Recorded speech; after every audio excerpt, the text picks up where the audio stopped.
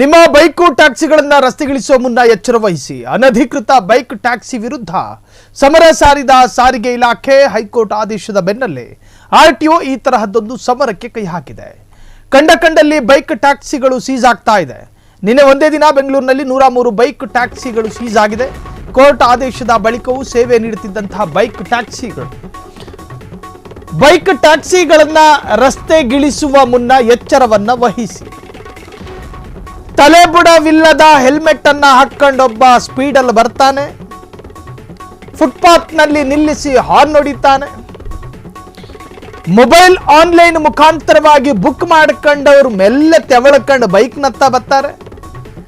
ತಾವು ನಿರೀಕ್ಷೆ ಮಾಡಿದ ಜಾಗಕ್ಕೆ ಆರಾಮಾಗಿ ಕೂತ್ಕೊಂಡು ಹೋಗ್ತಾ ಇದ್ರು. ಈ ತರಹದ ಒಂದು ಸೇವೆಯನ್ನ ಈಗ ಘನ ನ್ಯಾಯಾಲಯದ ಆದೇಶದಂತೆ ನಿಲ್ಲಿಸಲಾಗಿದೆ. ಬೈಕ್ ಟ್ಯಾಕ್ಸಿಗಳನ್ನ ರಸ್ತೆಗಿಳಿಸುವ ಮುನ್ನ ಎಚ್ಚರವನ್ನ ವಹಿಸಿ.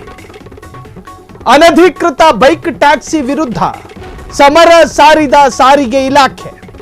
ಹೈಕೋರ್ಟ್ ಆದೇಶದ ಬೆನ್ನಲ್ಲೇ ಆರ್ಟಿಒ ಈ ತರಹದೊಂದು ಸಮರಕ್ಕೆ ಕೈ ಹಾಕಿದೆ. ಕಂಡಲ್ಲಿ ಬೈಕ್ ಟ್ಯಾಕ್ಸಿಗಳು ಸೀಸ್ ಆಗ್ತಾ ಇದೆ. ನಿನ್ನೆ ಒಂದೇ ದಿನ ಬೆಂಗಳೂರಿನಲ್ಲಿ 103 ಬೈಕ್ ಟ್ಯಾಕ್ಸಿಗಳು ಸೀಸ್ ಆಗಿದೆ. ಕೋರ್ಟ್ ಆದೇಶದ ಬಳಿಕವೂ ಸೇವೆ ನೀಡುತ್ತಿದ್ದಂತಹ ಬೈಕ್ ಟ್ಯಾಕ್ಸಿಗಳು 11 ಆರ್ಟಿಒ ವ್ಯಾಪ್ತಿಯಲ್ಲಿ ಓಡಾಟ ನಡೆಸ್ತಾ ಇದ್ದಂತಹ ಬೈಕ್ ಟ್ಯಾಕ್ಸಿಗಳು ಸೀಸ್ ಆಗಿದೆ. ನ್ಯಾಯಾಲಯದ ಆದೇಶ, ಅದನ್ನ ಅನುಸರಿಸಲೇಬೇಕು. ಬೈಕ್ ಟ್ಯಾಕ್ಸಿಗಳನ್ನ ಈಗಾಗಲೇ ಪೊಲೀಸರು ಸೀಸ್ ಮಾಡಿದ್ದಾರೆ. ಆದರೆ ಮಾನವೀಯತೆಯ ದೃಷ್ಟಿಯಲ್ಲಿ ನ್ಯಾಯಾಂಗದ ಆದೇಶದ ಬಗ್ಗೆ ಯಾವುದೇ ತರಹದ ವಿಮರ್ಶೆಗಳು ಇನ್ನೂ ಕೂಡ ಸಮಾಜದಲ್ಲಿ ವ್ಯಕ್ತ ಆಗಿಲ್ಲ. ಅದಾಗಬಾರ್ದು. ಆದರೆ ಒಂದು ಕೂಗಿದೆ. ಮಧ್ಯಮ ಮತ್ತು ಬಡವರ್ಗದ ಅನೇಕರು ಈ ಟ್ಯಾಕ್ಸಿಯನ್ನ ನಂಬಿಕೊಂಡು ಜೀವನ ಮಾಡ್ತಾ ಇದ್ರು. ಪಾಪ ಅವರಿಗೆ ಈ ತರಹದೊಂದು ಕಾನೂನು ಅವರ ಬದುಕಿಗೆ ಕಂಟಕ ಆಗಬಹುದು. ನಾನು ಏನು ಮಾಡೋಣ? ನನಗೆ ಆನ್ಲೈನ್ ಟ್ಯಾಕ್ಸಿಯಲ್ಲಿ ದುಡಿದು ಮಾತ್ರ ಅನುಭವ ಇದೆ. ನನಗೆ ಇಡ್ಲಿ ಮಾರೋದಕ್ಕೆ ಬರುವುದಿಲ್ಲ. ವಯಸ್ಸಾಗಿದೆ, ಹೆಣ್ಮಕ್ಳಿದ್ದಾರೆ. ಈ ತರದ ಸಾಕಷ್ಟು ಗೋಳಾಟಗಳೆಲ್ಲವೂ ಕೂಡ ನಾವು ನಿನ್ನೆ ಗಮನಿಸ್ತಾ ಇದ್ವಿ. ಆದ್ರೆ ಈಗ ಬರ್ತಾ ಇರ್ತಕ್ಕಂಥ ಮಾಹಿತಿಯ ಪ್ರಕಾರ ನಿನ್ನೆ ಒಂದೇ ದಿನ 103 ಬೈಕ್ ಟ್ಯಾಕ್ಸಿಗಳನ್ನ ಸೀಸ್ ಮಾಡಲಾಗಿದೆ. ರಾಪಿಡೋ ಅದು ಇದು ಹಾಳು ಮೂಳು ಅಂತ ಹೇಳಿ ಸಾಕಷ್ಟು ಜನ ಟ್ಯಾಕ್ಸಿ ಓಡಿಸ್ತಾ ಇದ್ರು. ನಾನು ಬೆಂಗಳೂರಿನ ಯುವಕರಿಗೆ ಹೇಳ್ತಾ ಇರುವಂತಹದ್ದು, ಕದ್ದು ಮುಚ್ಚಿ ರಾಪಿಡೋ ಮಾಡಬಹುದು, ಯಾರೂ ನಮ್ಮನ್ನು ನೋಡೋದಿಲ್ಲ, ಹೋಗಬಹುದು ರಾತ್ರಿ ಹೊತ್ತು ಅಂತ ಹೇಳ ಏನಾದರೂ ನೀವು ತಿಳ್ಕೊಂಡು 7-8 ಗಂಟೆಯ ನಂತರ ನೀವು ರ್ಯಾಪಿಡೋವನ್ನು ಓಡಿಸ್ತಾ ಇದ್ರೆ ನಿಮ್ಮ ತಂದೆ ತಾಯಿಯಂದಿರು ಸಂಕಟ ಪಡಬೇಕಾಗಿ ಬರುತ್ತೆ.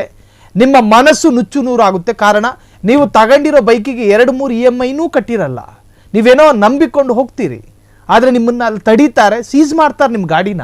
ಅದಾದ ನಂತರ ಮತ್ತೆ 30,000-40,000 ಫೈನ್ ಕೊಟ್ಬಿಟ್ಟು ಬರಬೇಕು. ರ್ಯಾಪಿಡೋದಲ್ಲಿ ಸಿಗೋದೇ 100-300 ರೂಪಾಯಿ. ಆ 300 ರೂಪಾಯಿ ಆಸೆಗೋಸ್ಕರ ಸಾವಿರಾರು ರೂಪಾಯಿನ ಕಳ್ಕೊಳ್ಬೇಡಿ. ದಯವಿಟ್ಟು ಅನ್ಯ ರಾಜ್ಯದ ಈ ಹಿಂದಿ ಭಾಷಿಕರು, ಬೇರೆ ಬೇರೆ ಭಾಷೆಯ ಜನರೆಲ್ಲ ರ್ಯಾಪಿಡೋವನ್ನು ಓಡಿಸ್ತಾ ಇರ್ತಾರೆ. ಅವ್ರನ್ನ ನೋಡಿದ್ರೆ ನಿಜಕ್ಕೂ ಕೂಡ ನಿನ್ನೆ ಒಂದಿನ ಸಂಕಟ ಆಯ್ತು.